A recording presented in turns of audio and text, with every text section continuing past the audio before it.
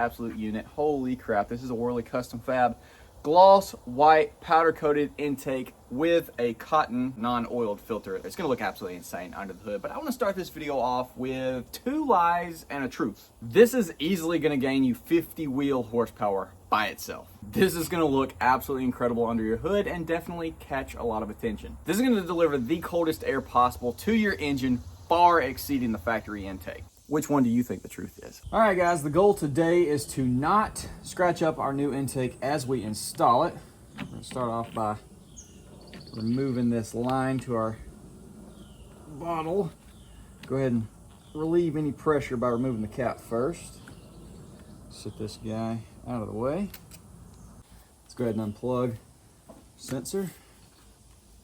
Now on the back of the intake box, you wanna go ahead and unplug this guy. Unscrew this guy, pop him free. Come on loose. There we go. All right.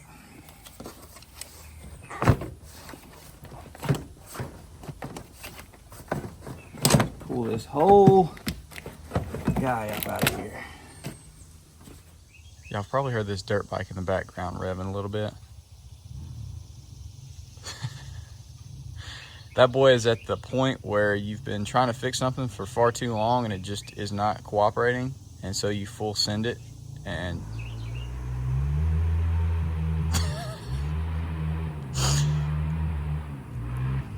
so now we need to transfer over our mass airflow sensor to the new intake. Well, if you can see right there, there's a little pin in the center of this and none of my tools have that missing from them to go over that. So we got to get rid of that little guy right there, so we actually take this off.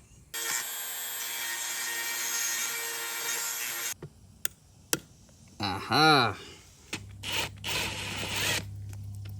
There we go. And don't worry, our new intake tube has new screws, so we will not be reusing these jokers. Carefully. Hopefully we didn't vibrate our airflow sensor to death. But she looks pretty good. We'll clean it up a little bit and swap it on the new one. Let's go ahead and put our mass airflow sensor in the new intake. Did come with new screws, thankfully. Just want to evenly tighten this guy down. Nothing too crazy. You don't want to break it. Nice and snug. Well, I'd say it's actually a really good thing that we're installing this today because I have found a couple of things that we need to address. One of them being the clamp that holds this first intake tube onto the turbo is not even tight at all. The only thing holding it on is this bracket attached to the old Wcfab. We've got 2 10 mils right here. I'm going to take this loose. I also did not know, maybe I'm just ignorant, the new intake does not come with a hole for the tube to go into, so this basically just relieves crankcase pressure and puts it back into your intake to get burned off. Well, looks like we're rerouting it today because the new one don't got a place for it. Pop that guy out, lift her, and as you see, it just comes straight free because the clamp is not tight. What do we got? What do we got going on down here? Anything? No. Oh yeah. Yeah. This clamp was not tight at all, unfortunately. Now I'm gonna go ahead and put this bracket back on there because this is what holds the Wcfab down. You don't want that thing flopping around. Hopefully this end of the bracket doesn't get in the way of the new intake.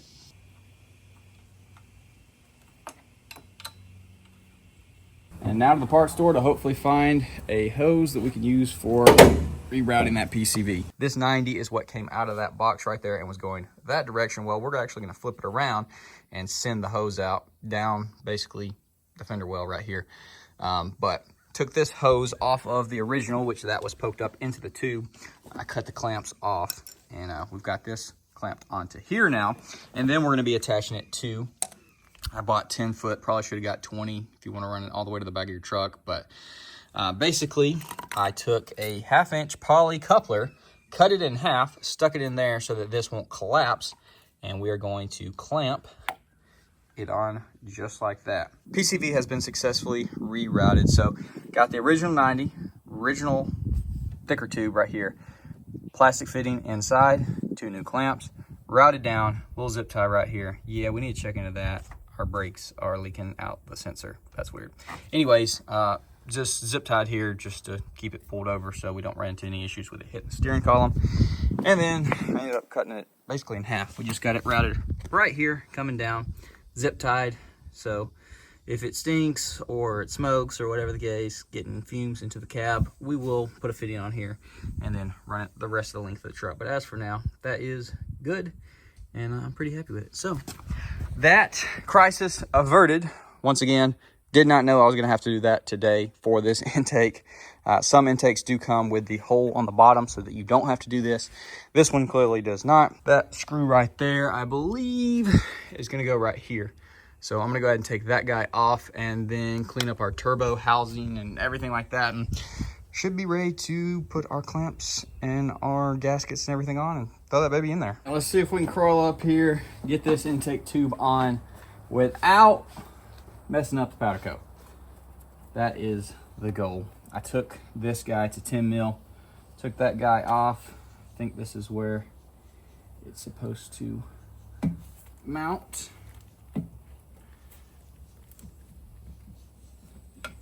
Go on the back side of that hose. That's looking pretty good. Yeah, be back side. All right, let's try to get this coupler on. We'll see. This is gonna be tight. It's gonna be real tight. Don't slide, please. Okay. Let's put coupler on servo side.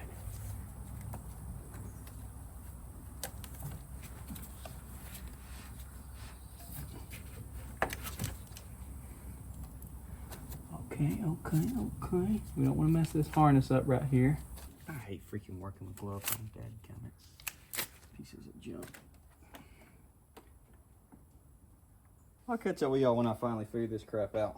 I finally got our clamp on there. I ended up loosening it on the turbo side, lifting it up enough to get the clamp pushed back on top of the wires, and I got it all clamped down nice and snug.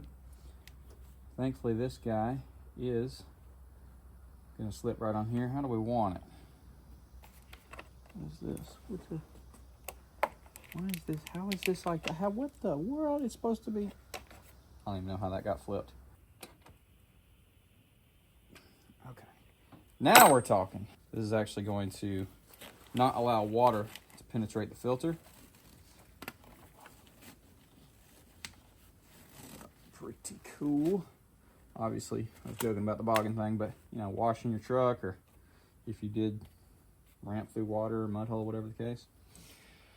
That looks pretty freaking good. I don't know if I liked it better with the filter being white, matching that, or the black.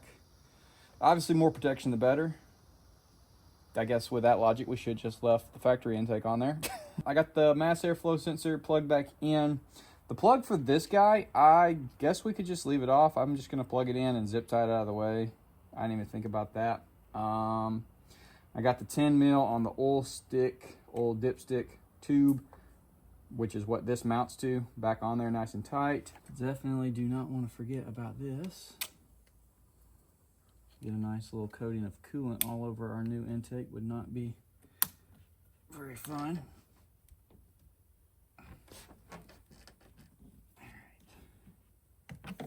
There she is. Heck yes. Let's just get her clean. Crank this baby up. See how she sounds.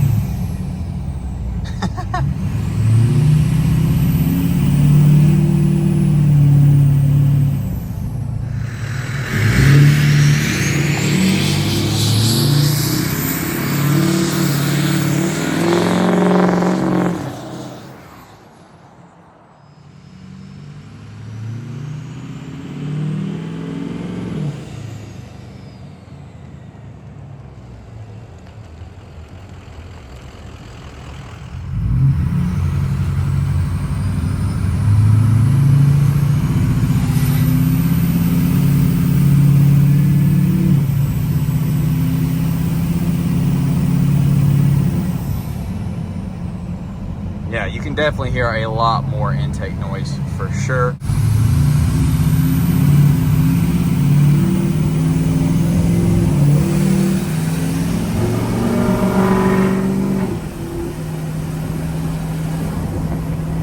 Woo! That gum.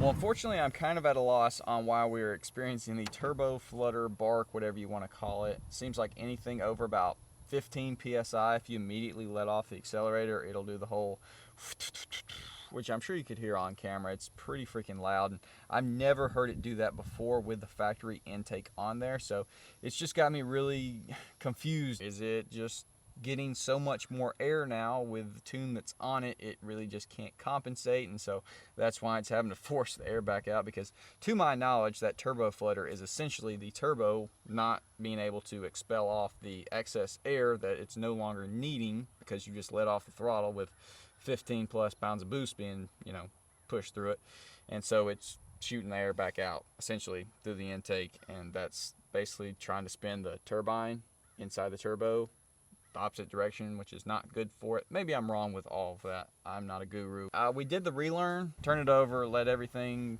say it's happy, crank it, run it for 5 minutes, idling, and then go drive at least like 15 miles, which we ended up driving like, I don't even know.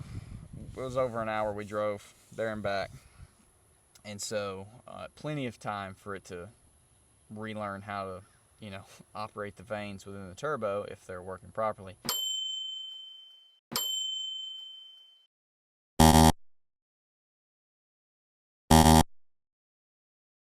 I don't really know. Maybe it is a tune issue. Maybe my turbo is going out. Maybe the vanes are sticking. It can't dissipate the air, and so that's why it's back out the intake. Not quite sure. But, man, this thing looks absolutely killer. It's literally the reason why I bought it, because I knew it was going to look phenomenal pairing the gloss white powder coat to the Oxford white, and it does look super good. Probably take this guy off if I'm being honest. The outerwears is just there for water protection, and the white filter looks super cool in there. But I'm not super thrilled with the fact that, as far as what I saw, they didn't have anything online or on their website about having to do the Ccv Reroute, as well as this guy right here, which I don't love, just having zip tied out of the way. I mean, that's pretty ratchet, and I imagine if you unplug it, it's going to throw some kind of code, because essentially that checks to see. I've already been, okay, that's not a wasp. I already got stung once today by a random flyby of a wasp. Freaking lit me up. That essentially will throw a check engine light, or not a check engine, some kind of warning light on your dash if it reads it can't pull enough pressure or air, telling you that your filter is clogged up. And obviously they didn't have a spot for that, or the CCV, so both of those had to just not be attached.